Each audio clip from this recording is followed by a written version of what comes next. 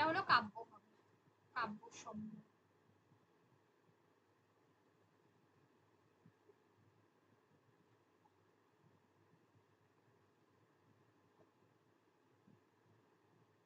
দেখো রবীন্দ্রনাথ ঠাকুরের মোট 56টি কাব্যগ্রন্থ আছে, যে 56টি কাব্যগ্রন্থকে বেশ কয়েকটি পর্যায়ে ভাগ করা হয়েছে, ঠিক আছে। যার মধ্যে তার একদম যদি আমরা শুরু বলি, শুরু তিনি কি দিয়ে শুরু করেছিলেন, সেটা হচ্ছে যে তার লেখা দ্বাদশ বর্ষীয় বালক রচিত অভিলাষ, এই কাব্যগ্রন্থ দিয়ে তার শুরু, ঠিক আছে। মূলত তার সমস্ত তোমার সংখ্যাই, সেটা তার কাব্য নাট্য বলো, গীতি না কাব্য বলো, কাব্য উপন্যাস বলো, কাব্য নাট্য গীতি নাট্য, এই সব কিছু দিয়েই তিনি শুরু করেছিলেন। মানে খুব কিশোর বয়স থেকেই তিনি এগুলো লিখতে শুরু করে দিয়েছিলেন। এক কথায় আমরা বলবো যে রবীন্দ্রনাথ ঠাকুরের এই যে দ্বাদশ বর্ষীয় বালক রচিত অভিলাষ, যেটা 1281 বঙ্গাব্দ 1874 খ্রিস্টাব্দ, ঠিক আছে, তত্ত্ববোধিনী পত্রিকায় প্রকাশিত হয়েছে। প্রথম লেখা তার তত্ত্ববোধিনী পত্রিকায় প্রকাশিত হয়েছে। ম্যাম, আমরা কিছু শুনতে পাচ্ছি না, আপনি মিউট করে রেখেছেন। সরি, শোনা যাচ্ছে এবার? হ্যাঁ ম্যাম, এবার শোনা যাচ্ছে। আচ্ছা, সরি, একটা সেকেন্ড একটু ওয়েট কর জাস্ট।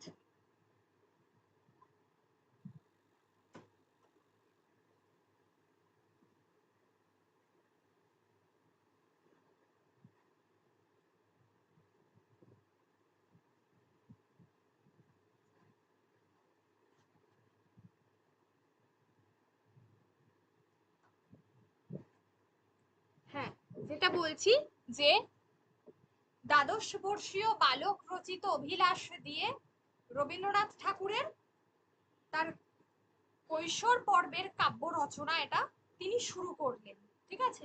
এটি তত্ত্ববোধিনী পত্রিকাতে প্রথম প্রকাশিত হয়। 156টা পংক্তি ছিল, এটা পংক্তি হবে, 156টা পংক্তি ছিল এই কাব্যের মধ্যে। 156টা পংক্তি ছিল, যেটা রবীন্দ্রনাথের একটা দীর্ঘ তোমার কি বলে একটা প্রকাশিত কবিতা, দীর্ঘ প্রকাশিত কবিতা। অনেক দিন ধরে তিনি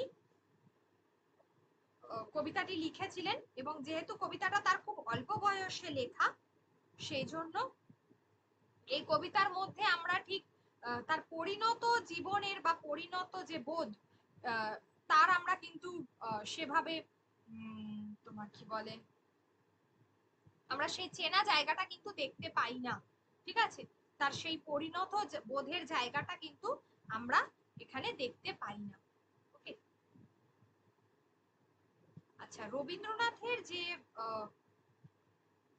কাব্যগ্রন্থ, এই প্রত্যেকটি কাব্যগ্রন্থ তিনি একাধিক জনকে তোমার তোমার কি বলে উৎসর্গ করেছিলেন, ঠিক আছে। এই সবগুলোই আমরা পড়বো, এক এক করে পড়বো। উৎসর্গ করেছিলেন, একাধারে তিনি তো নাট্যকার, তিনি একাধারে ঔপন্যাসিক, কবি, তিনি গায়ক, প্রাবন্ধিক, এতগুলো তার জায়গা, ঠিক আছে। এতগুলো জায়গা তিনি যখন লিখছেন, এবং বাংলা এবং ইংরাজি ভাষায় সমানভাবে লিখেছিলেন, ঠিক আছে। প্রথম 1874-এ তিনি যখন লিখলেন তত্ত্ববোধিনী পত্রিকায় এই যে দ্বাদশ বর্ষীয় বালক রচিত অভিলাষ, এই কবিতাটাতে, এই কবিতার লেখার পরপরই তার প্রথম প্রকাশিত রচনা, এবং তারপর 17 বছর বয়সে তিনি ইংল্যান্ডে চলে যান। এই কবিতাটি লেখার পরপরই তার তোমার কি বলে 17 বছর বয়সে তিনি ইংল্যান্ডে চলে যান, এবং তার কাব্য সাহিত্যের যে মূল বৈশিষ্ট্যগুলো ছিল, যার মধ্যে একটা হলো ভাব গভীরতা, আচ্ছা, একটা হলো গীতি ধর্মিতা, এই গীতিধর্মিতাতে তিনি আগের দিন আমি পড়িয়েছিলাম বিহারীলাল চক্রবর্তীর দ্বারা প্রভাবিত হয়েছিলেন। চিত্ররূপময়তা,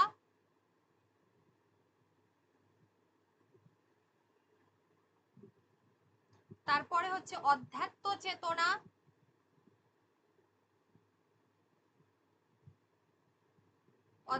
চেতনা, তারপরে হচ্ছে ঐতিহ্য প্রীতি, এগুলো তার কবিতার মূল বিষয়বস্তু ছিল। প্রকৃতি প্রেম,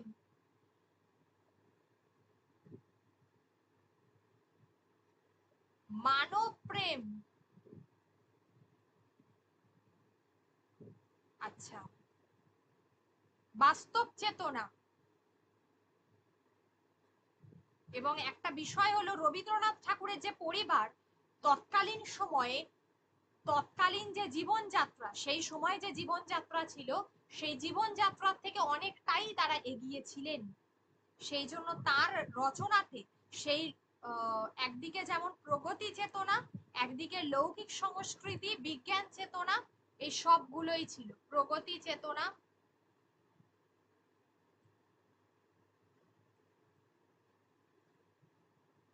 তারপরে হলো বিজ্ঞান চেতনা, লৌকিক সংস্কৃতি। লৌকিক সংস্কৃতি কেন তার লেখার মধ্যে আমরা দেখতে পাই? যখন তিনি সাজাদপুর বা পতিশর এই সমস্ত গ্রামগুলোতে যাচ্ছেন, বা তিনি যখন ছিন্নপত্র লিখছেন, তার লেখার মধ্যে কিন্তু আমরা সেই সময়ে তোমার কি বলে এই লৌকিক সংস্কৃতি, সেখানকার মানুষগুলো, সেই একটা বিভিন্ন গ্রাম রয়েছে, গ্রামের মানুষদেরকে তিনি প্রত্যক্ষ করতেন, তাদের জীবনযাত্রা সম্পর্কে তিনি জানতেন, সেই বিষয়গুলো তার কবিতার মধ্যে উঠে এসেছে। তাই লৌকিক সংস্কৃতি। তাহলে এইগুলো ছিল মূলত রবীন্দ্রনাথ ঠাকুরের কাব্যের মূল বিষয়বস্তু।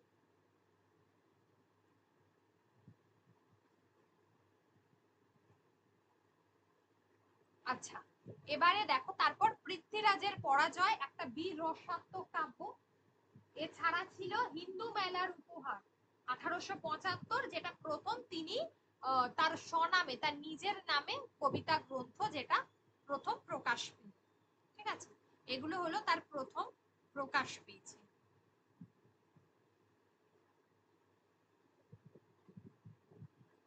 তিনি বিহারীলালের দ্বারা ভীষণভাবে অনুপ্রাণিত হয়েছিলেন। বিহারীলালের স্পষ্ট তার যে ভগ্ন হৃদয় কাব্য, কবি কাহিনী, এইগুলোতে বিহারীলালের প্রভাব সুস্পষ্টভাবে প্রকাশিত হয়েছে। ভগ্ন হৃদয় কাব্যগ্রন্থে যে কবি কাহিনী, বনফুল এবং ভগ্ন হৃদয়, এই যে তিনটে কবিতা তোমরা কাব্যগ্রন্থ দেখছো, এই তিনটে কাব্যগ্রন্থে বিহারীলালের প্রভাব স্পষ্ট।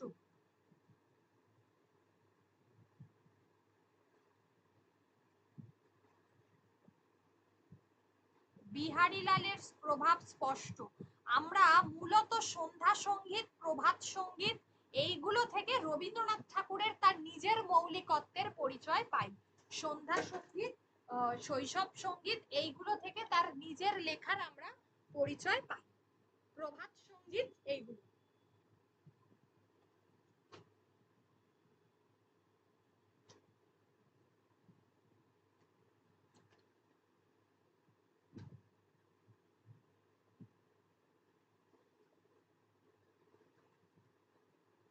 এইগুলোর লেখার পরিচয় পাই।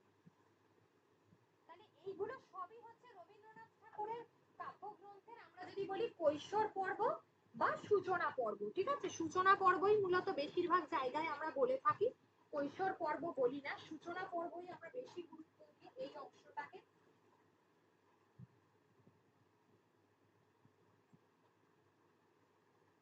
সূচনা পর্ব হিসেবেই বেশি গুরুত্ব দিই। ঠিক আছে, এবারে আমরা আসছি প্রথম উন্মেষ পর্ব। যে আমি আগেই বললাম যে দেখো, কবি কাহিনী, বনফুল বা ভগ্ন হৃদয়, এই তিনটে কাব্যগ্রন্থেই আমরা রবীন্দ্রনাথ ঠাকুরের নিজস্বতার ছাপ কিন্তু দেখতে পাচ্ছি না।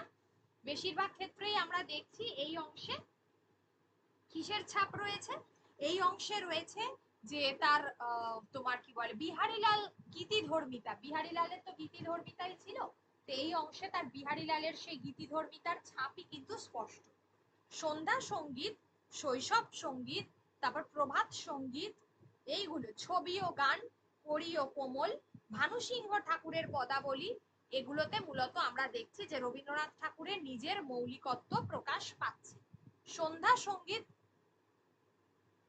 1882, প্রভাত সঙ্গীত 1883, ছবি ও গান 1884।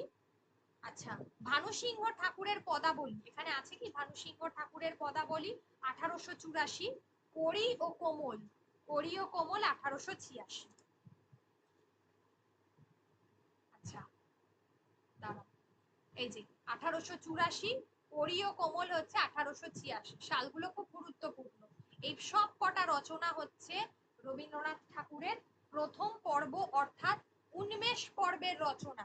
এই রচনাগুলো হলো রবীন্দ্রনাথ ঠাকুরের উন্মেষ পর্বের রচনা, যেটা তিনি লিখছেন 1878 থেকে 86, আবার অনেকে মনে করে যে 1882 থেকে 86 এই সময়কার রচনা, যেটাকে আমরা বলছি উন্মেষ পর্ব। এই উন্মেষ পর্ব কেন? এই পর্বে রবীন্দ্রনাথ ঠাকুরের মৌলিকত্ব কিভাবে প্রকাশ পাচ্ছে না, এই কাব্যে তার এক প্রকার আমরা বলবো যে তিনি প্রথম যখন লিখছিলেন তার লেখার মধ্যে একটা মানে আমরা যখন প্রথম প্রথম লিখি, যে কেউ তুমি ধরো ডে ওয়ানে পড়াতে গেছো ক্লাসে, তুমি যেভাবে পড়াবে 10 বছর পর তুমি যখন পড়াবে সেটা কিন্তু সেরকম হবে না, ঠিক আছে? অর্থাৎ ধার বাড়বে। তো লেখার ক্ষেত্রেও ঠিক তাই। প্রথমে তিনি তার লেখার মধ্যে যে একটা অস্পষ্ট ভাব ছিল, একটা অস্পষ্ট বা একটা অস্ফুট ভাব ছিল রবীন্দ্রনাথ ঠাকুরের লেখার মধ্যে প্রথম পর্বের লেখায়, সেই অস্ফুট ভাব থেকে তিনি বেরিয়ে এলেন, তার নিজস্ব স্বকীয় ভাবনা, তার নিজস্ব স্বকীয় ভাবনার আমরা প্রতিফলন দেখলাম, স্বকীয় ভাবনার প্রতিফলন দেখা যায় এই অংশে। কি হচ্ছে না, স্বকীয় ভাবনার প্রতিফলন দেখা যাচ্ছে।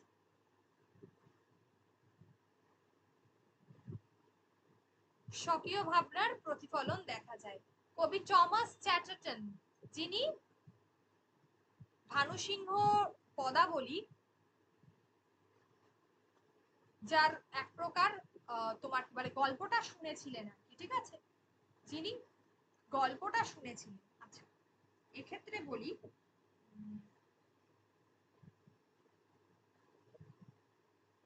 আচ্ছা, টমাস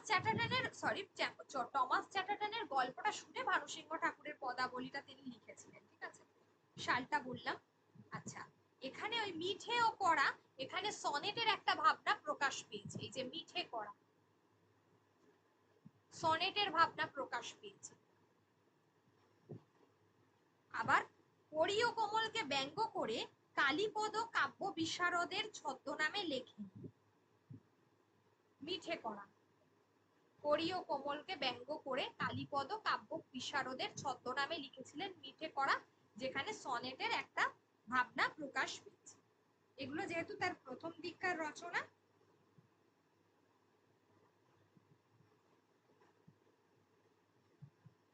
আমরা একটা জিনিস দেখব যে কবি কাহিনী, বনফুল, ভগ্ন হৃদয় আর শৈশব সঙ্গীত, এই চারটে কাব্য প্রকাশকাল দেরিতে হলেও রচনাকালটা কিন্তু আগে, রচনা কিন্তু আগে করেছিলেন, সেই অর্থগুলো আগে আসে।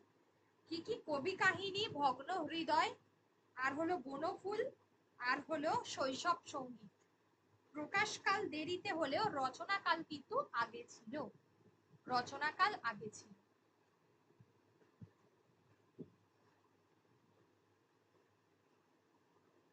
বিশ্ব সংসারকে কেন্দ্র করে প্রভাত সঙ্গীত রচিত হয়েছিল। বিশ্বজীবনের সঙ্গে কবি মানসের যে নিবিড়তর পরিচয় ঘটে সেটা তার ছবি ও গান এই কাব্যগ্রন্থে বোঝা যায়। ছবি ও গানে আমরা দেখতে পাচ্ছি বিশ্ব সংসারের সঙ্গে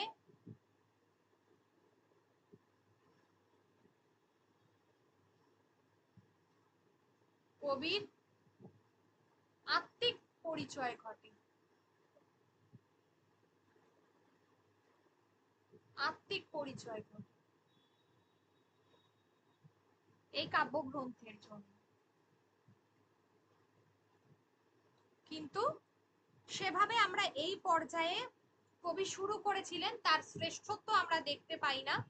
আমরা শ্রেষ্ঠত্ব দেখতে পাই ঐশ্বর্য পর্ব বা দ্বিতীয় পর্ব, যেটাকে আমরা 1890 থেকে 96 এই সময়টা ধরতে পারি। এটাকে আমরা ধরতে পারি, যেখানে আমরা বলে থাকি যে 1890 থেকে উন্মেষ, তারপরে হচ্ছে তোমার যেটাকে আমরা বলছি এই যে উন্মেষ পর্বের পরে যেটা আসছে 1890 থেকে 96 ঐশ্বর্য পর্ব। ঠিক আছে, ঐশ্বর্য পর্ব। আচ্ছা, এখানে একটা কথা বলবো, আমি ছবি ও গান, করি ও কোমল এই দুটো বলেছি। প্রভাত সন্ধ্যা সঙ্গীতে তার কবি যেন একটা তার জীবনের হতাশাগুলোকে বেশি ব্যক্ত করেছেন সন্ধ্যা সঙ্গীত কাব্যগ্রন্থে। প্রভাত সঙ্গীতে আবার আমরা গিয়ে দেখলাম তার জীবনের যে হতাশা ছিল সেগুলোকে তিনি কাটিয়ে উঠতে পেরেছেন। ঠিক আছে, কাটিয়ে যে উঠতে পেরেছেন, এই প্রভাত সঙ্গীত কাব্যগ্রন্থের একটা অন্যতম উল্লেখযোগ্য কবিতা, সব থেকে বিখ্যাত কবিতা, সেটা হলো নির্ঝরের স্বপ্নভঙ্গ।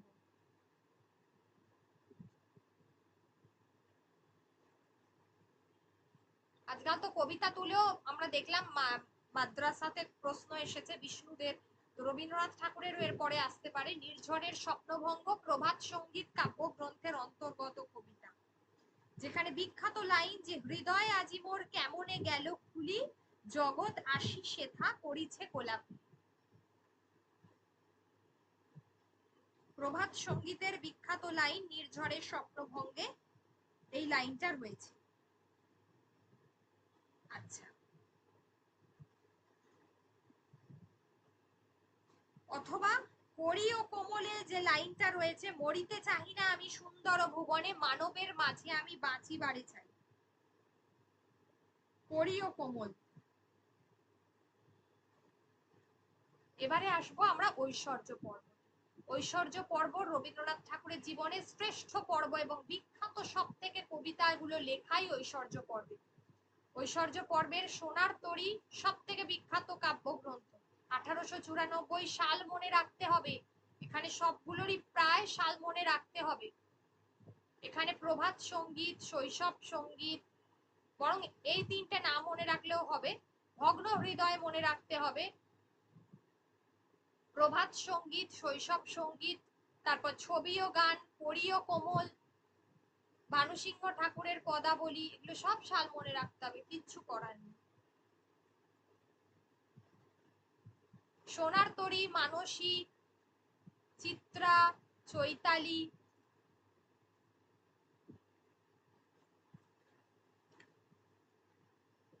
ঐশ্বর্য পর্বতে রবীন্দ্রনাথ ঠাকুরের রোমান্টিকতা, গভীর প্রত্যয়, আবেগ, এইগুলো লেখা হয়েছে। আবার এই পর্বতেই স্বদেশী পটভূমিকায় লেখা হয়েছে নৈবেদ্য কবিতাটি। স্বদেশী পটভূমিকায় লেখা হয়েছে নৈবেদ্য কবিতাটি। তাহলে ঐশ্বর্য পর্বে কি লেখা হয়েছে? প্রেম ভাবনা, আর রয়েছে আবেগ, আর রয়েছে রোমান্টিকতা,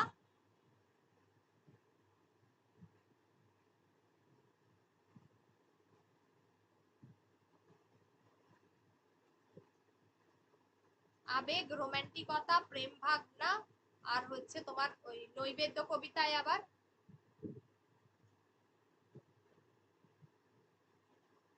স্বদেশ ভাবনা। স্বদেশ ভাবনা রচিত হয়েছে।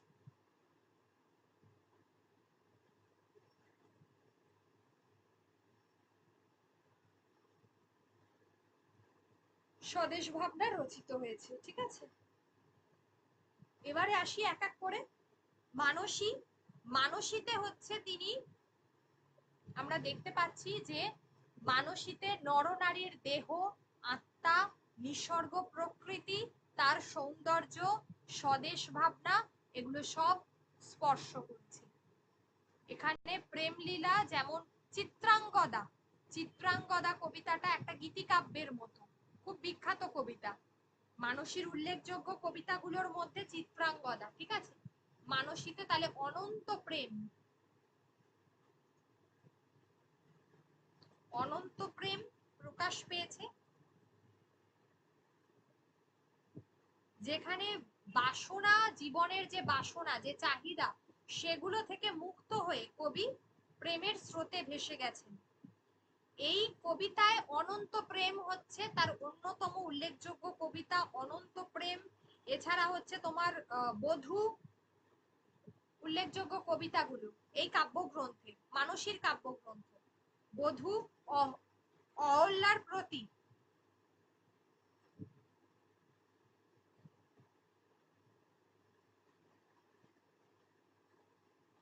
মানসীর হলো অহল্যার প্রতি। এই নোটটাকে আমি আরেকটু তোমাদেরকে আপডেটেড করে দেব, ঠিক আছে? অহল্যার প্রতি নিষ্ফল উপহার,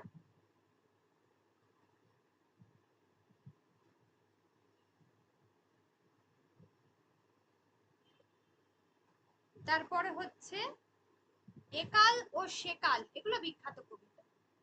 একাল ও সেকাল, তাহলে এগুলো গেল মানসীর। মানসীর সাল পড়বে। এবারে আসছি সোনার তরী। 1800, কোথাও থাকে 1893, কোথাও 1894, ঠিক আছে? মানসীর সাল দু জায়গায় দু রকম পেতে পারো। 1893 বলা হয়, আবার কখনো 1894 বলা হয়।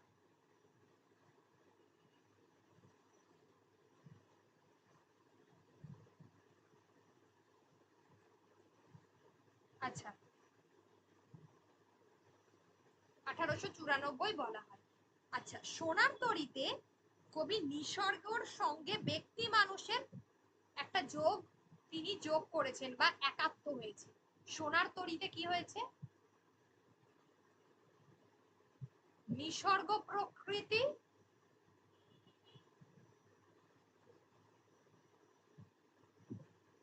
প্লাস হচ্ছে ব্যক্তি মানুষ।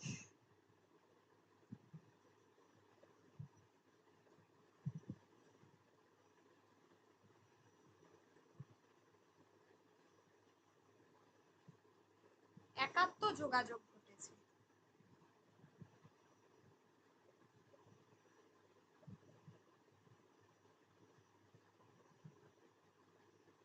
সোনার তরীর বিখ্যাত কবিতাগুলো হচ্ছে নাম কবিতা, যেটা সোনার তরী, নিরুদ্দেশ যাত্রা, যেতে নাহি দিব, তারপর বর্ষা যাপন, সমুদ্রের প্রতি, তারপরে ওই যে হচ্ছে তোমার পরশ পাথর, এগুলো সব উল্লেখযোগ্য কবিতা সোনার তরী। যেতে নাহি দিব সব থেকে বিখ্যাত কবিতা। নাম কবিতাটা সোনার তরী। আর হলো নিরুদ্দেশ যাত্রা, এই তিনটে সব থেকে বিখ্যাত। সমুদ্রের প্রতি,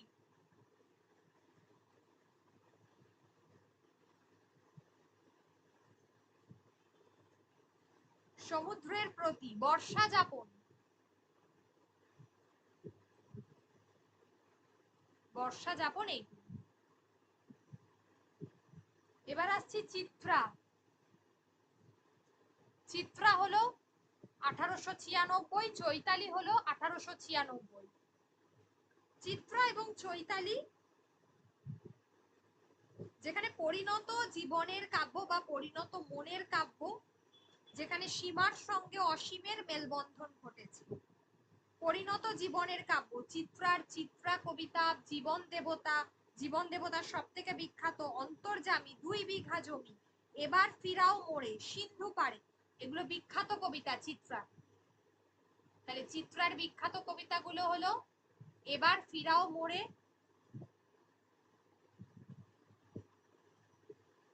তারপরে হলো চিত্রা,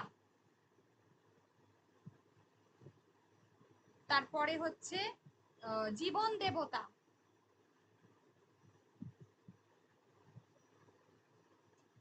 তারপরে হচ্ছে অন্তর্যামী,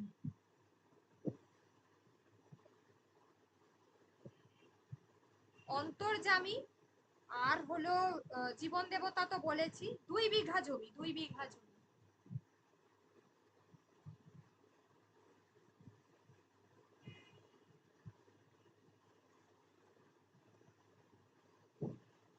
এগুলো হলো বিখ্যাত কবিতা, ঠিক আছে? সিন্ধু পাড়ে এগুলো। আর চৈতালি, চৈতালিতে, চৈতালির উল্লেখযোগ্য কবিতা হচ্ছে সভ্যতার প্রতি, তারপরে অনন্ত পথে, এগুলো ঠিক আছে, অতটা গুরুত্ব নয়। সভ্যতার প্রতিটা গুরুত্ব। এবারে আসি রবীন্দ্রনাথ ঠাকুরের অন্তর্বর্তী পর্ব বা ভাবনা পর্ব, যেটাকে আমরা বলে থাকি অন্তর্বর্তী পর্ব। এই পর্বে তিনি প্রাচীন ভারতের যে রূপ সেটা তিনি ব্যক্ত হয়েছে, একটা নবরূপে ব্যক্ত হয়েছে প্রাচীন ভারতের রূপ, যার মধ্যে কল্পনা, খনিকা, কাহিনী, তারপরে হচ্ছে খেয়া, এই কবিতাগুলো পড়ছি। নৈবেদ্য, আচ্ছা এখানে খেয়া, তোমার কি বলে শালটা কিন্তু খুব গুরুত্বপূর্ণ, খেয়ার শাল খুব গুরুত্বপূর্ণ, পরীক্ষায় আসে। ওদিকে কাহিনী খুব গুরুত্বপূর্ণ, কণিকা খুব গুরুত্বপূর্ণ, শাল আসবে পরীক্ষায়। এগুলো কণিকা, কল্পনা, নৈবেদ্য, এইগুলো হলো সব থেকে গুরুত্বপূর্ণ। শিশু, স্মরণ, উৎসর্গ, মানে এখানে রবীন্দ্রনাথকে কি যে বাদ দেবো বুঝতে পারি না, ঠিক আছে। কল্পনা কবিতার মধ্যে কল্পনা হচ্ছে প্রাচীন ভারতের যে আবিষ্কারের যে ব্যাকুলতা সেইগুলো রয়েছে। খনিকাতে প্রেম, সৌন্দর্য, খনিকার উল্লেখযোগ্য কবিতা হলো নববর্ষা। খেয়ার উল্লেখযোগ্য কবিতা হচ্ছে দান আর কৃপণ। খেয়ার উল্লেখযোগ্য কবিতা হলো দান, কৃপণ। খেয়ার হচ্ছে দান এবং কৃপণ।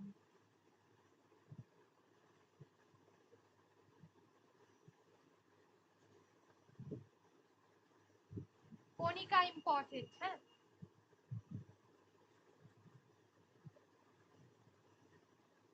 এগুলো দরকার আছে, ঠিক আছে।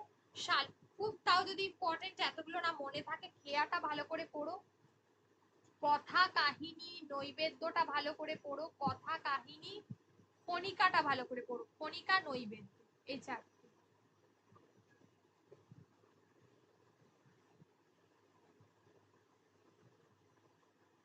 নেক্সট হলো গীতাঞ্জলি, এগুলো তো বাচ্চাদের কবিতা, শিশু।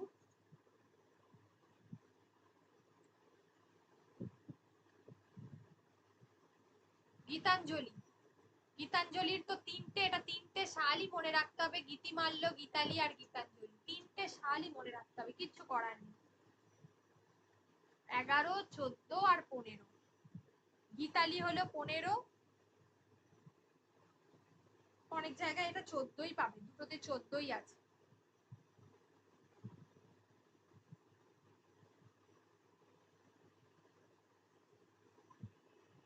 অনেক জায়গায় এটা দুটোতেই 14ই আছে।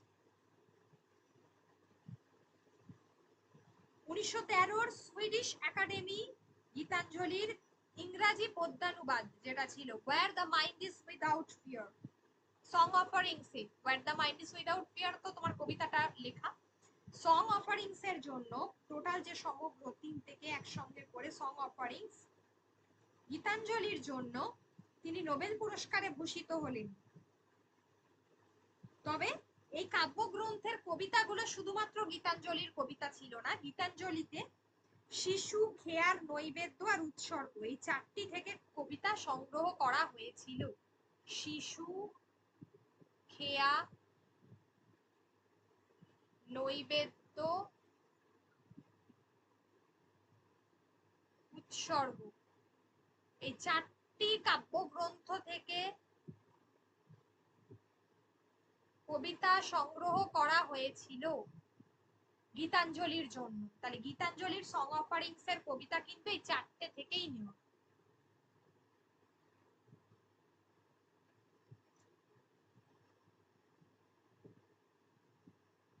এই গীতাঞ্জলিতে ঈশ্বর চেতনার প্রকাশ ঘটেছে, গীতাঞ্জলিতে ঈশ্বর চেতনার প্রকাশ ঘটেছে, অধ্যাত্মবাদ, ঈশ্বর চেতনার প্রকাশ।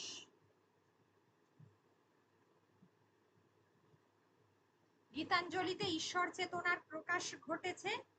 আর কি হয়েছে না, তোমার মানব রস, ভক্তি রসের প্রাবল্য আছে, মানব রস এবং ভক্তি রস।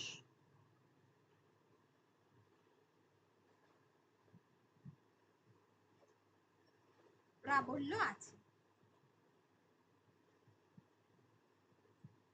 এই যে এখানে দেখো লেখাও আছে, সরি লেখাও আছে। আচ্ছা এবারে আসি বলাকা পর্ব। বলাকা পর্ব এতদিন ধরে রবীন্দ্রনাথ ঠাকুর যে ধরনের কবিতা লিখছিলেন তার থেকে একটু অনেকটাই আলাদা, একটু নয় অনেকটাই আলাদা। তার কারণ হচ্ছে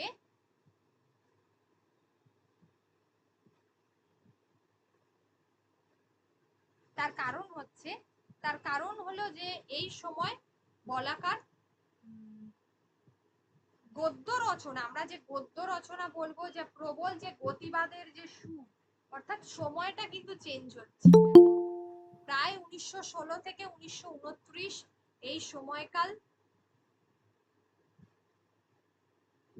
1916 থেকে 1929 এই সময়কালে লেখা, যখন ভারতবর্ষে স্বাধীনতা আন্দোলন অনেক বেশি জোরদার হয়েছে। রবীন্দ্রনাথ ঠাকুরের সঙ্গে গান্ধীজির একটা খুব সুসম্পর্ক ছিল। তো তিনি প্রত্যক্ষভাবে হয়তো জালিয়ানওয়ালাবাগে একমাত্র আমরা দেখি যে সেইভাবে তিনি ভারতের স্বাধীনতা আন্দোলনের জন্য তোমার কি বলে নাইটহুড ত্যাগ করলেন। সেভাবে হয়তো আমরা প্রত্যক্ষভাবে তাকে যুক্ত হতে দেখি না স্বাধীনতা আন্দোলনে, কিন্তু তার পরোক্ষ সমর্থন সবসময়ের জন্যই ছিল, ঠিক আছে। বা তিনি যাদের যে জাতীয়তাবাদীর যে সুর, সেটা কিন্তু মানে আর কি যারা স্বাধীনতা সংগ্রামী তাদের মধ্যে কিন্তু তিনি ছড়িয়ে দিয়েছিলেন। বলাকা পর্ব এক কথায় আমরা বলবো বলাকা পর্বে গতিবাদের জয়, কাব্যে যে গতিবাদের জয় ঘোষিত হয়েছে।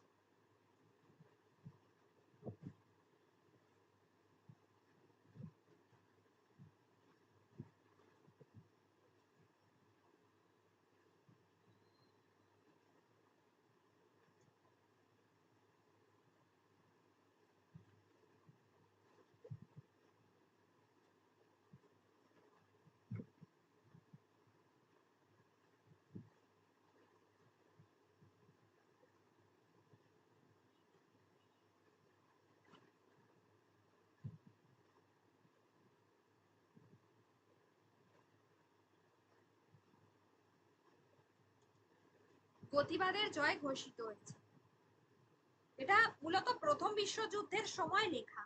বলাকা, শাহজাহান, চঞ্চল, ছবি, তার মধ্যে বলাকার শাহজাহান সব থেকে বিখ্যাত কবিতা। বলাকা কাব্যগ্রন্থের বলাকা আর শাহজাহান বিখ্যাত কবিতা, এটা প্রথম বিশ্বযুদ্ধের সময় রচিত।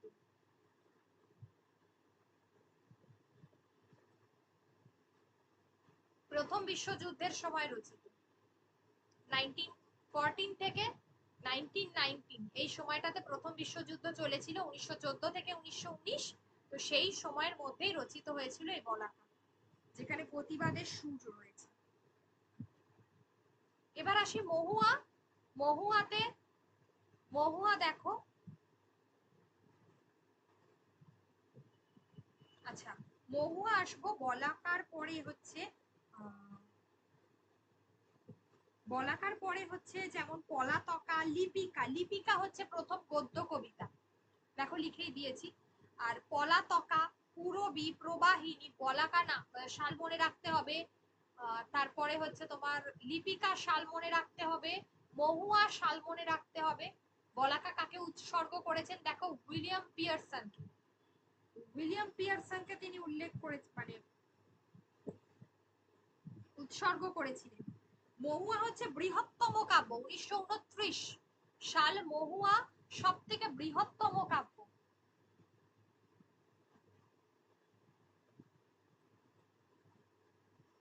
মহুয়াতে আমরা দেখছি তার বৃদ্ধ কবি হয়েছেন, তার যৌবন মুক্তির শেষ হয়েছে, ঠিক আছে। সেই সময় থেকে যৌবন মুক্তির যে পরিচয় সেটা আমরা তুলে ধরেছেন। এবার হলো কবির একদম শেষ পর্যায়ের যে কবিতা, সেটা হলো তার একদম অন্তঃপর্ব আমরা বলে থাকি যেটাকে। অন্তঃপর্বে পুনশ্চ সাল মনে রাখতে হবে, পরিশেষ পত্রপুট সাল মনে রেখো, বাদবাকিগুলোর নাম তো মনে রাখলেই হবে, ব্যাস এইটুকু। সালগুলো এই তিনটে মনে রাখবে। পুনশ্চ গদ্য কবিতা, গদ্য কবিতার একদম সার্থক রূপ পুনশ্চ।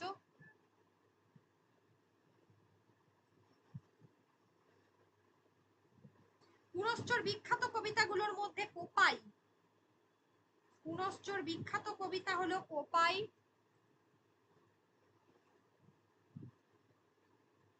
কোয়াই, বাঁশি, ছেলেটা, সাধারণ মেয়ে, ক্যামেলিয়া। যার মধ্যে সাধারণ মেয়ে, ক্যামেলিয়া, বাঁশি এবং ছেলেটা, এই চারটে কাব্য কবিতা সব থেকে বিখ্যাত।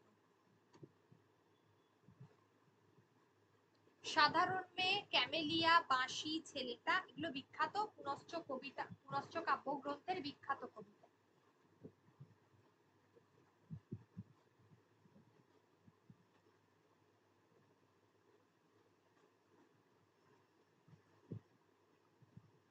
বিখ্যাত কবিতা। এই পুনশ্চ থেকে শেষ লেখা পর্যন্ত কবি যতগুলো কবিতা লিখেছেন, মানে কাব্য, যেখানে তার শেষ জীবনের বিচিত্র সমস্ত অভিজ্ঞতা প্রকাশিত হয়েছে। বিশেষ করে পুনশ্চ তার ব্যক্তিগত জীবনের যে দৈনন্দিন যে জীবনযাত্রার ছবি, সেগুলো ফুটে উঠেছে। তিনি তার জীবনে একাধিক মৃত্যু দেখেছেন, তার সব থেকে কাছের মানুষগুলোর, তার স্ত্রী, তার পুত্র, তার কন্যা, তাদের মৃত্যুর কাহিনী কিন্তু এই পত্রপুটে তুলে ধরা হয়েছে। পত্রপুট, শৈশবের স্মৃতিচারণা করেছেন শেষ সপ্তকে।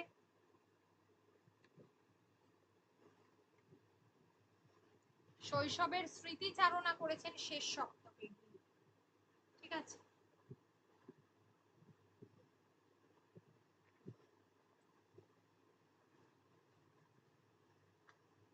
এটা হলো তার অন্তঃপর্ব।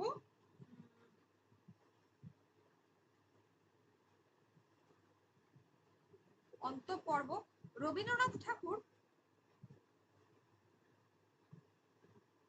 অন্তঃপর্বের মধ্যে তার যে বিশেষ করে কিছু ছড়ার কবিতা, যেগুলো ছেলে ভুলনো কবিতার ছাঁচে লেখা হয়েছে। আচ্ছা, শেষ লেখা তো হলো জন্মদিন, রোগ সজ্জায়, তার জীবনের একদম শেষের দিকের কবিতা। অন্তঃপর্ব একদম শেষ দিক যেটাকে আমরা বলছি।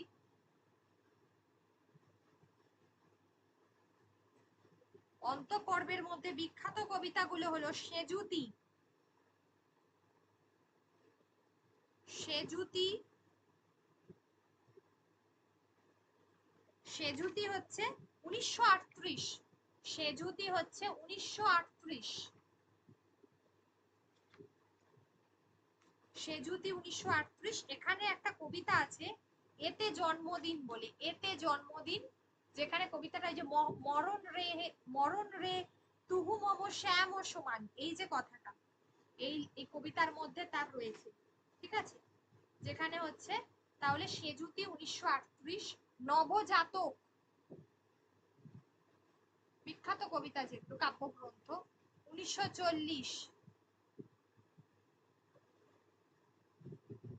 তারপরে হচ্ছে তোমার কি বলে সানাই 1940। তারপরে হলো রোগ সজ্জায়,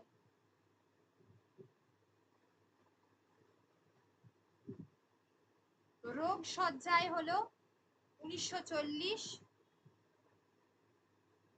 তারপরে হচ্ছে আরোগ্য, আরোগ্য, আরোগ্য হলো 1940।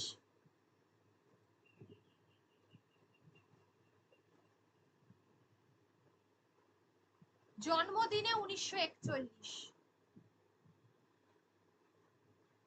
জন্মদিনে 1941। এই ওরা কাজ করে আরোগ্য কবি কাব্যগ্রন্থের অন্তর্গত ছিল, একদম শেষ দিকে লেখা 1941। মৃত্যুর পরে প্রকাশিত হয়েছে শেষ লেখা, মৃত্যুর পরে শেষ লেখা প্রকাশিত হয়েছে 1941।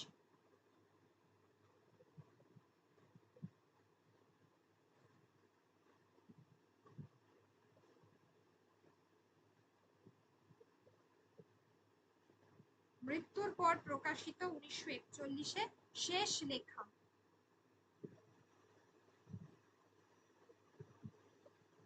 কিন্তু জন্মদিনে তার জীবৎকালে প্রকাশিত শেষ বই, জন্মদিনে তার জীবৎকালে প্রকাশিত শেষ বই। আচ্ছা একটা জিনিস একটু চেঞ্জ করো, রোগ সজ্জায় 1940 হবে, আরোগ্য 1941 হবে, আরোগ্য 1941 করো। সানাই বলেছি 40, ঠিক আছে, ব্যাস এই অবধি।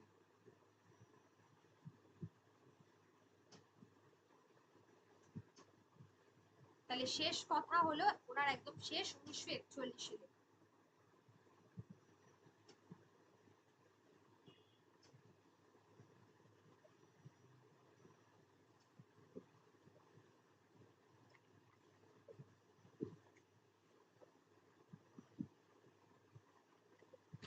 আচ্ছা বলো, যদি কারোর কোনো সমস্যা থাকে বলো।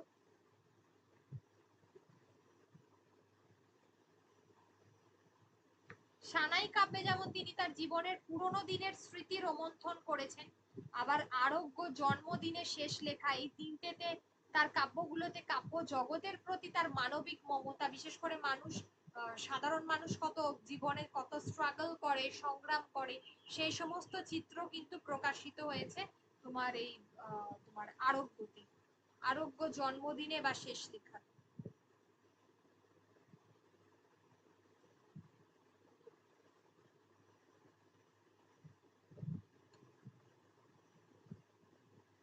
এক কথায় সোনার তরী থেকে কণিকা অবধি তিনি যেমন সৌন্দর্য, চেতনা, মর্ত, প্রেম এগুলোর কথা বলেছেন, আবার গীতালি, গীতাঞ্জলি এটাতে অধ্যাত্মবাদ প্রকাশিত হয়েছে। তার শেষ দিকের কাব্যতে তিনি যেমন মহুয়া, পূরবী, বৃদ্ধ বয়সের কথা প্রকাশিত হয়েছে, আবার জন্মদিনে, আরোগ্য, রোগসজ্জা এগুলোতে মৃত্যু চেতনা প্রকাশিত হয়েছে, প্রথমগুলোতে আবার বিরহ রয়েছে কিছুটা, ইত্যাদি। এই হলো তার কাব্যগুলোকে আমরা এইভাবে বিভক্ত করতে পারি। কারোর কোনো কোয়েশ্চেন আছে? আচ্ছা এবারে একটা জিনিস বলে দেব, সেটা হলো যে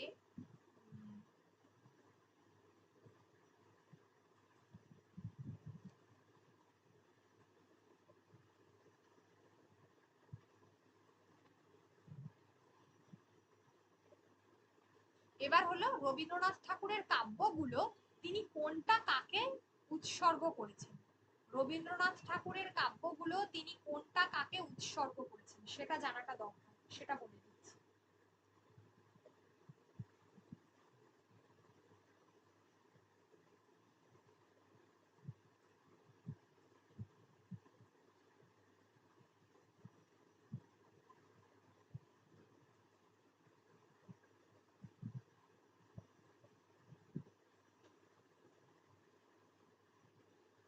সেটা নোট ডাউন করে নেবে।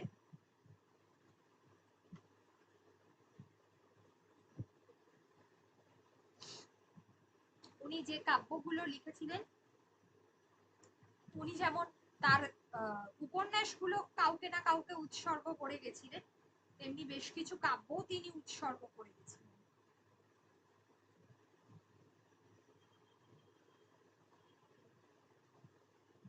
কোনটা কাকে উৎসর্গ করেছিলেন সেই বিষয়টা।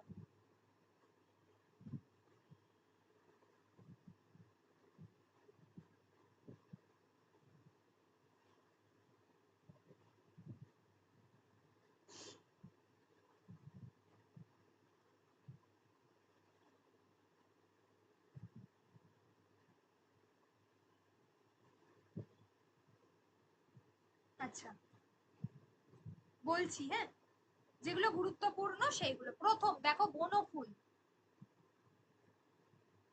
বনফুল উৎসর্গ করেছিলেন কাদম্বরী দেবীকে, কাদম্বরী দেবীকে বনফুল। আচ্ছা প্রভাত সঙ্গীত,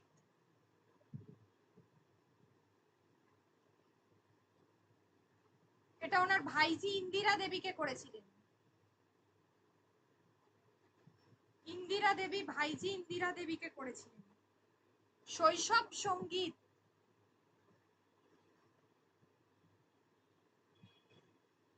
শৈশব সঙ্গীত হলো ওই কাদম্বরী দেবীকে করেছিলেন।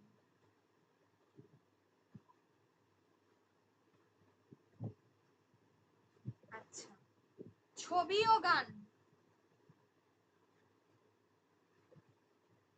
মানসী, ছবি ও গান। তারপরে হলো ভানু সিংহের পদাবলী,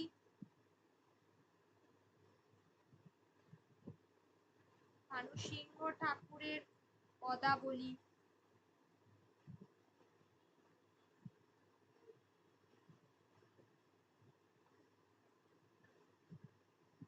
এগুলো সব একে উৎসর্গ করা, কাদম্বরী দেবী।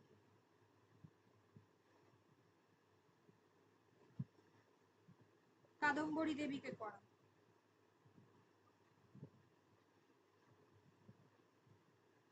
হলো, এবার হলো করি ও কোমল। করি ও কোমল হচ্ছে সত্যেন্দ্রনাথ ঠাকুর। সত্যেন্দ্রনাথ ঠাকুর।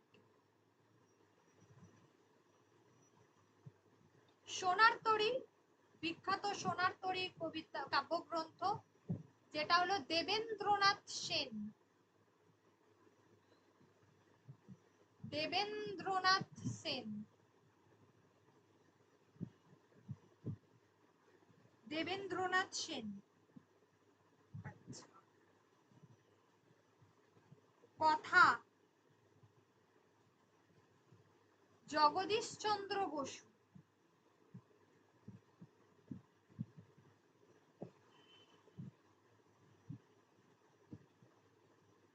কল্পনা,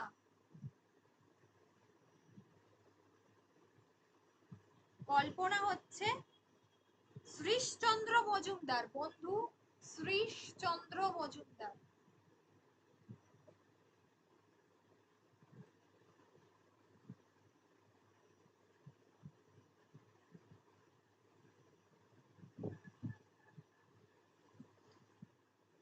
আচ্ছা,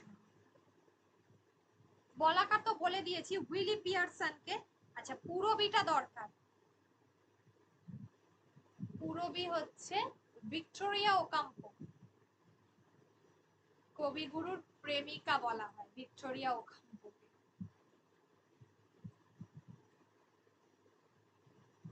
ভিক্টোরিয়া ওকাম্পো, পূরবী।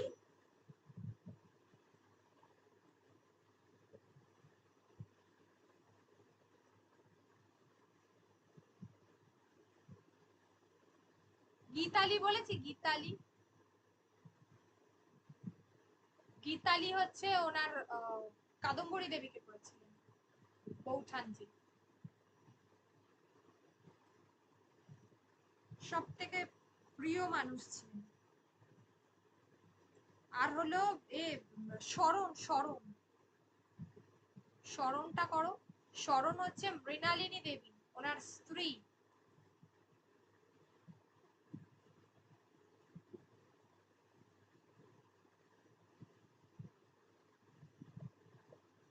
আচ্ছা, নৈবেদ্য,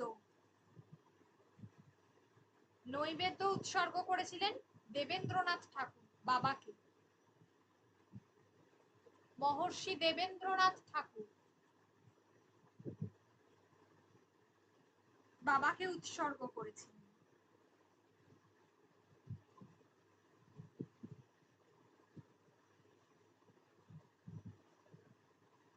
আকাশ প্রদীপ,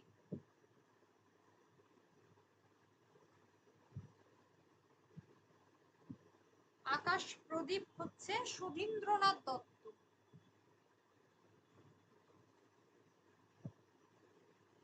সুধীন্দ্রনাথ দত্ত। আর নবজাতক হলো অমিয় চক্রবর্তী। এই দুজন কবি। অমিয় চক্রবর্তী পরবর্তী সময়।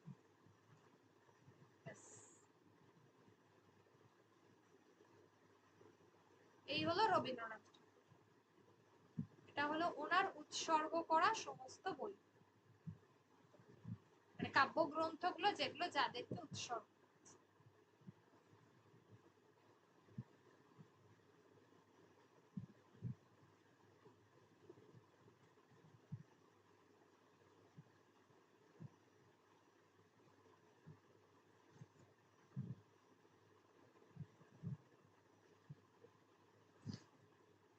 এইবার হলো কাজী নজরুল ইসলাম।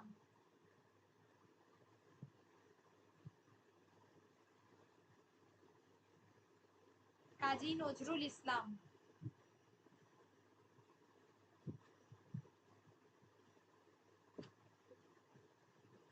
ওয়েডনেসডে পড়াবো, এরপর বুধবার দিনকে পড়াবো, বুধবার দিন গ্রামার পড়বো, পুরোটাই গ্রামারের ক্লাস হবে। গ্রামার আমাদের কি বাকি আছে বলো তো একটু? প্রত্যয় ছাড়া গ্রামার কি কি বাকি আছে?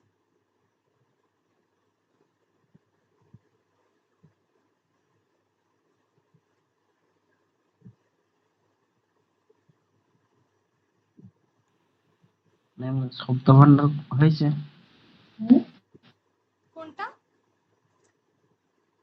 শব্দভাণ্ডার।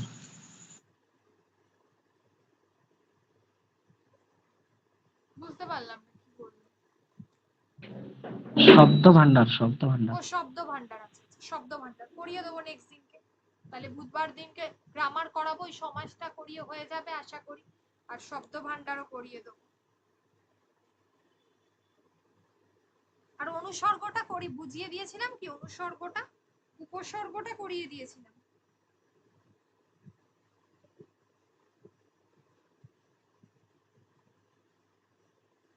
অনুসর্গ হয়েছে, বচন লিঙ্গ এইগুলো ছোট ছোট আছে। কোনটা? বচন লিঙ্গ। বচন লিঙ্গ, বচন লিঙ্গ, হ্যাঁ এটা করিয়ে দেবো। বচন লিঙ্গ তোমার কিভাবে, তোমাদের এসএলএসটি সিলেবাসে বচন লিঙ্গ আছে নাকি? এসএলএসটি সিলেবাস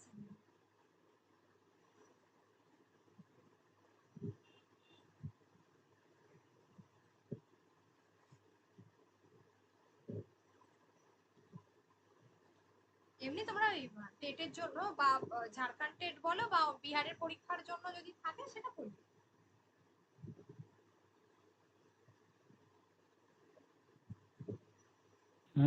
শব্দ ভান্ডারটা আছে তো, নেক্সট দিনকে শব্দ ভান্ডারটা আগে করিয়ে দেবো। এখানে আছে শব্দ, বচন লিঙ্গ এগুলো আছে। কারক তো আমাদের হয়ে গেছিল, পদ হয়ে গিয়েছিল তো, পদ। হ্যাঁ পদ হয়ে গেছে, কারক হয়ে গেছে। কারক হয়ে গেছিল তো। কারক হয়ে গেছে, পদও হয়ে গেছে। আচ্ছা আচ্ছা, ওই দুটো হয়ে গেছে। বাক্য বাচ্য হয়ে গেছে, সমাসটা হয়ে গেছে।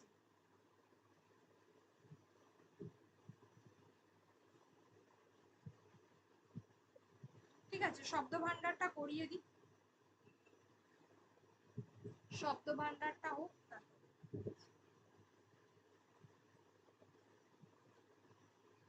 প্রত্যয়টা করাতে টাইম লাগে, এটা ডেঞ্জারাস। আচ্ছা, কাজী নজরুল ইসলাম, এদিক থেকে আমাদের তোমার কি বলে মধুসূদন দত্ত হয়ে গেল, বিহারীলাল হয়ে গেল, কাজী নজরুল ইসলাম হয়ে গেল, রবীন্দ্রনাথ ঠাকুর হয়ে গেল, এই চারটে। আর হচ্ছে এরপরে যতীন্দ্রনাথ, বুদ্ধদেব বসু, জীবনানন্দ।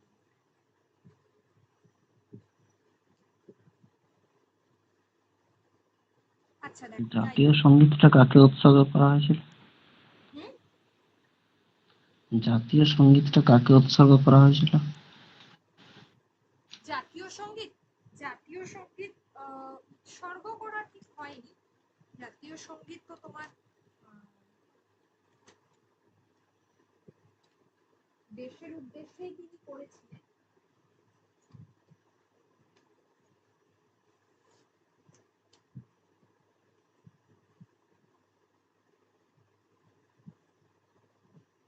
জাতীয় সঙ্গীত সেভাবে উৎসর্গ করা হয়নি।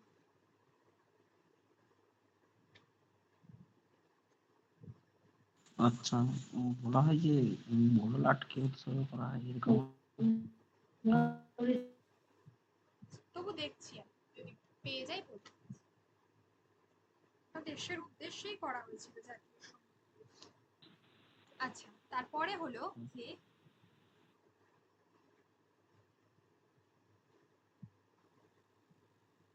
আচ্ছা, কাজী নজরুল ইসলামের কথা বলতে গিয়ে যেটা বলবো যে কাজী নজরুল ইসলামের তার যে প্রথম থেকেই তাকে কেন বলা হয় যে তিনি বিদ্রোহী কবি। কাজী নজরুল ইসলামকে বিদ্রোহী কবি বলার একটা অন্যতম কারণ হচ্ছে যে তার প্রথমের দিকে মানে অগ্নিবীণা দিয়ে তার যে সূচনা, তো কাব্য রচনায় তিনি প্রথম থেকেই একটা তার বিদ্রোহী মনোভাব প্রকাশিত হয়েছে।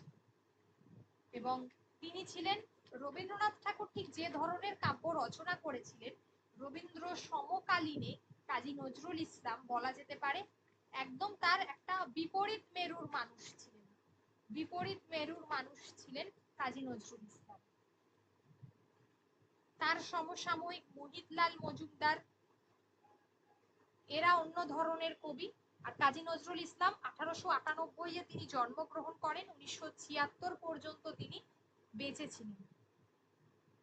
তিনি এমন একটা প্রেক্ষাপটে তার আগমন, যেখানে একদিকে প্রথম বিশ্বযুদ্ধ, একদিকে মানে রাজনৈতিক অস্থিরতা চলছে ভারতবর্ষের ইতিহাসে সেই সময়, তোমার স্বাধীনতা আন্দোলন চলছে, দেশকে বাঁচাতে হবে পরাধীনতার যন্ত্রণা, সেই ইংরেজদের অত্যাচার তিনি সহ্য করতে পারেননি।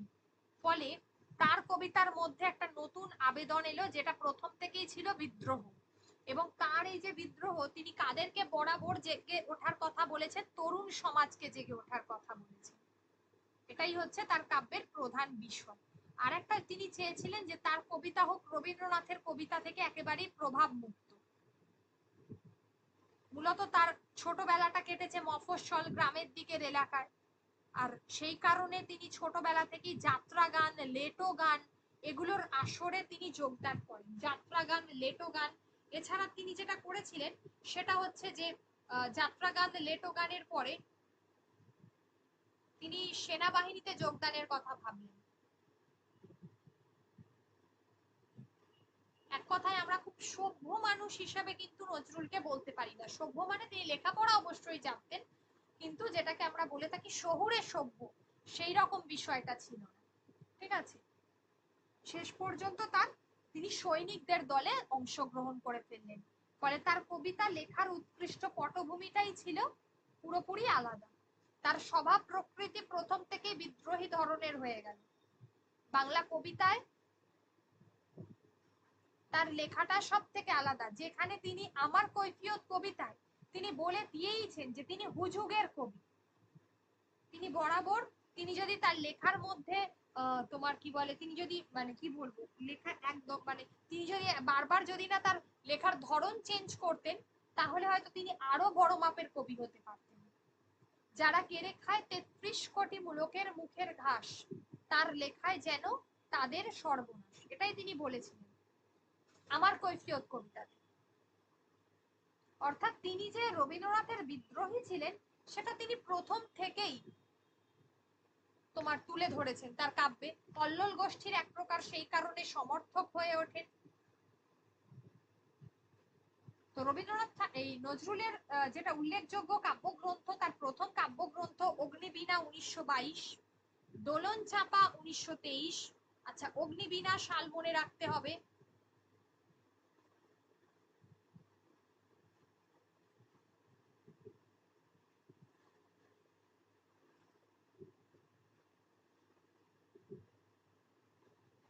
দোলন চাপা 1923।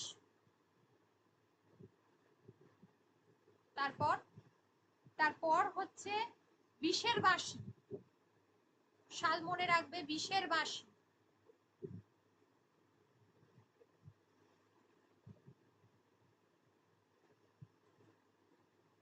বিষের বাঁশি 1924। ভাঙার গান 1924। সাল যেগুলো বলছি মনে রাখবে। ছায়ানট 25 মনে রাখতে হবে। সাম্যবাদী 25। সর্বহারা 26। ফণিমনসা 27।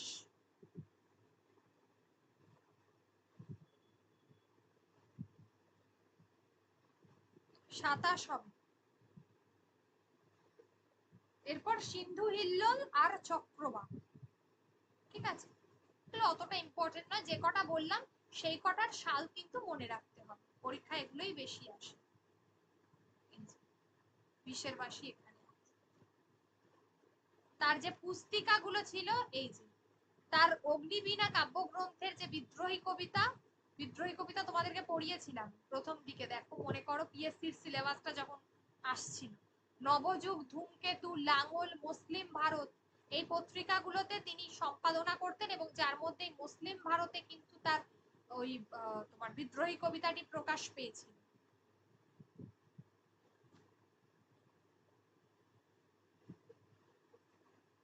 নাটকের মধ্যে দরকার নেই, তার এইটা ভালো করে পড়ে রেখো, গল্পের বইগুলো, উপন্যাসগুলো, বাঁধনহারা এবারে বোধহয় দিয়েও দিয়েছিল একটা নজরুলের, তোমার কি বলে, নজরুলের দিয়েও দিয়েছিল, বাঁধনহারাটা দেখে রাখবে, প্রবন্ধটা দেখে রেখো।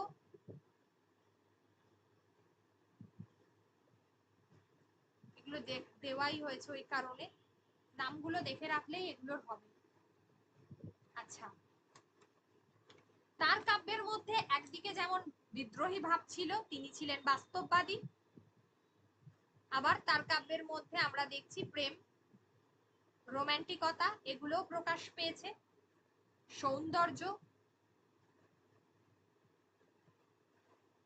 এগুলো কিন্তু প্রকাশ পেয়েছে। তিনি ভীষণভাবে রাষ্ট্রের প্রতি চিন্তান্বিত ছিলেন, মানুষের জীবন এগুলো নিয়ে তিনি চিন্তান্বিত ছিলেন। ঠিক আছে, 1921-এ তার যে বিখ্যাত দুটো কবিতা মুসলিম ভারত পত্রিকায় প্রকাশিত হয়, একটা বিদ্রোহী, একটা কামাল পাশা, 1921 মুসলিম ভারতে প্রথম তার বিখ্যাত কবিতা মুসলিম ভারতে প্রকাশিত হলো। কোন দুটো? একটা হলো বিদ্রোহী,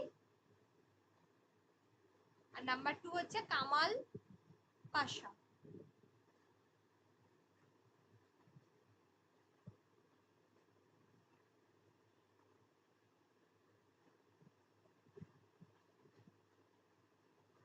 কামাল পাশা তার প্রকাশিত হলো। তাহলে এগুলোতে বেশিরভাগটাই বিদ্রোহের কবিতা তিনি রচনা করছেন। আবার চক্রবাকে আমরা কিন্তু তার প্রেম, তার রোমান্টিক প্রেম, এগুলো আমরা দেখছি। দেখো, এই অগ্নিবীণা, বিষের বাঁশি এবং ভাঙার গান, এই তিনটে কাব্যের মূলেই রয়েছে ভারতের স্বাধীনতা আন্দোলন। তিনটে কাব্যের মূলেই রয়েছে স্বাধীনতা আন্দোলন। তার কাব্যে অলংকারের প্রয়োগ ঘটেছে, তিনি তার কাব্যে আরবি ফার্সি শব্দের প্রয়োগ ঘটিয়েছেন। ছোটদের জন্য তিনি কিন্তু তার কাব্য রচনা করেছেন, খুকি ও কাঠবেড়ালি, তারপরে দেখো প্রভাতী, লিচু চোর, ঘুমপাড়া, সাত ভাই চম্পা, এগুলো ঘুমপাড়ানি গান, এইগুলো। আর তার নজরুলের এই বিদ্রোহী চেতনার দ্বারা প্রভাবিত হয়েছিলেন কল্লোলের যে সমস্ত কবিরা, যার মধ্যে অন্যতম হচ্ছে প্রেমেন্দ্র মিত্র, মানে তার কবিতার দ্বারা তার পরবর্তীকালের কবিরা প্রভাবিত হয়েছিলেন। কারা? প্রেমেন্দ্র মিত্র, সুভাষ মুখোপাধ্যায়,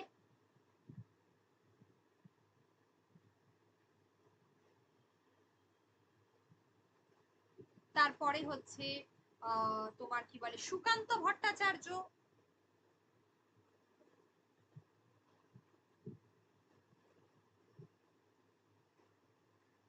তারপরে হলো বুদ্ধদেব বসু,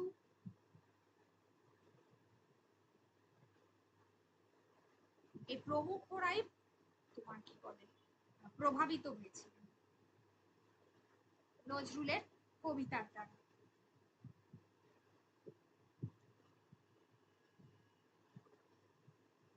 তার কবিতায় প্রেম এবং নিসর্গ চেতনা, অর্থাৎ প্রকৃতি, তার 4টে কাব্যগ্রন্থ আছে যেখানে তার প্রেম এবং নিসর্গ চেতনা আমরা দেখতে পাই। ছায়ানট, তারপরে হচ্ছে দোলন চাপা,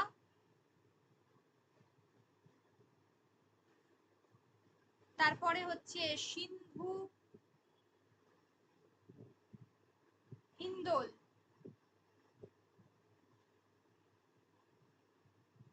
তারপরে হচ্ছে চক্রবাক।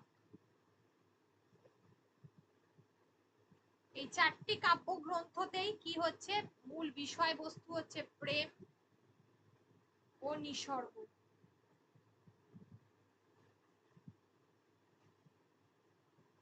নিসর্গ চেতনা।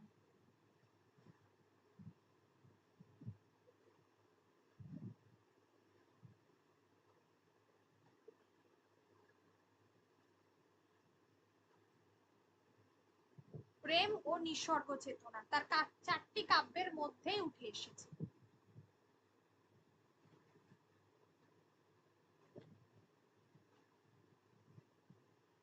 তিনি তার কাব্যে কলাবৃত্ত, দলবৃত্ত এবং মিশ্র কলাবৃত্ত এই তিনটে রীতিকেই ছন্দ হিসেবে ব্যবহার করেছেন। কলাবৃত্ত, মিশ্র কলাবৃত্ত আর দলবৃত্ত তিনটেকেই ছন্দ হিসেবে ব্যবহার করেছেন। তার বিদ্রোহের কবিতা হচ্ছে,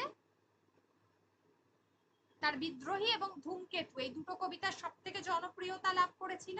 তার বিদ্রোহের কাব্যগ্রন্থগুলো অগ্নিবীণা, বিষের বাঁশি আর ভাঙার গান, এই তিনটে হলো বিদ্রোহী কাব্যগ্রন্থ। এক কথায় আমরা বলবো বিদ্রোহের কাব্যগ্রন্থ। ঠিক আছে, বিদ্রোহের কাব্যগ্রন্থ হলো বা স্বাধীনতা আন্দোলনের প্রেক্ষাপটে লেখা যে কাব্যগ্রন্থ, যার মধ্যে একটা হলো অগ্নিবীণা, একটা হলো বিষের বাঁশি, একটা হলো ভাঙার গান।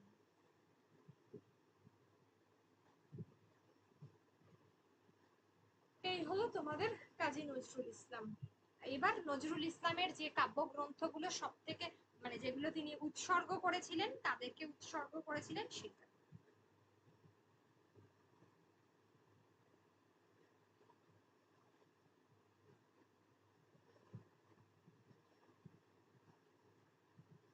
আচ্ছা,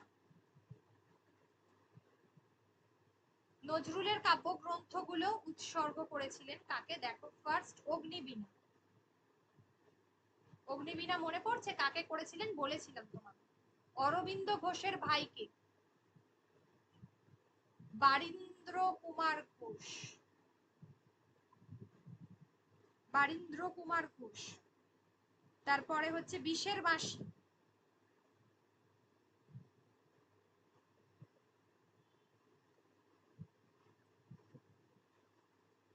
মিসেস এম রহমান।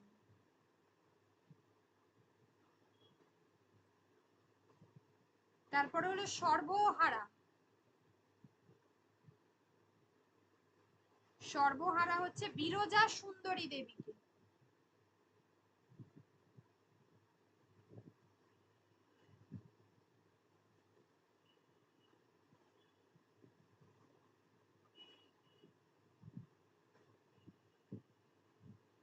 বিরজা সুন্দরী দেবী।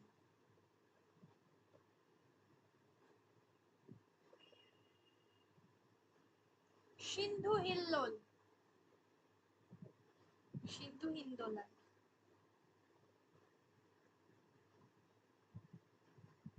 সিন্ধু হিন্দোল হচ্ছে কবির বন্ধুর বোনকে, নাহার। কবির বন্ধুর বোন নাহারকে উৎসর্গ করেছে। আর হলো চক্রবাক। চক্রবাক উৎসর্গ করেছিলেন সুরেন্দ্রনাথ মৈত্রকে।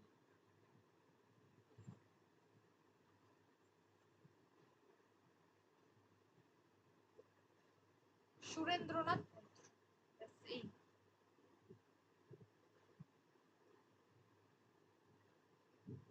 সুরেন্দ্রনাথ মৈত্রকে উৎসর্গ করেছিলেন তোমার কি বলে চক্রবাক। ও আরেকটা বললাম না, সেটা হলো চিত্তনামা। চিত্তনামা হচ্ছে তোমার উৎসর্গ করেছিলেন বাসন্তী দেবী। বাসন্তী দেবী হচ্ছে দেশবন্ধু চিত্তরঞ্জন দাশের ওয়াইফ। দেশবন্ধু চিত্তরঞ্জন দাশের ওয়াইফ হচ্ছে বাসন্তী দেবী, যার সঙ্গে কাজী নজরুল ইসলামের মানে ভালোই সখ্যতা ছিল, যাদের বাড়িতে তিনি যেতেন। এবং তোমার কি বলে একটা সময় নিয়মিত দেশবন্ধু চিত্তরঞ্জন দাশ যখন তোমার কি বলে জেল খাটছেন, তখন তার যে পত্রিকা তিনি যে সম্পাদনা করতেন, সেই পত্রিকার তো পরবর্তীকালে দায়িত্ব নেন বাসন্তী দেবী। তো সেখানে নিয়মিত সেই মানে পত্রিকাতে লেখা দিতেন হচ্ছে কাজী নজরুল ইসলাম।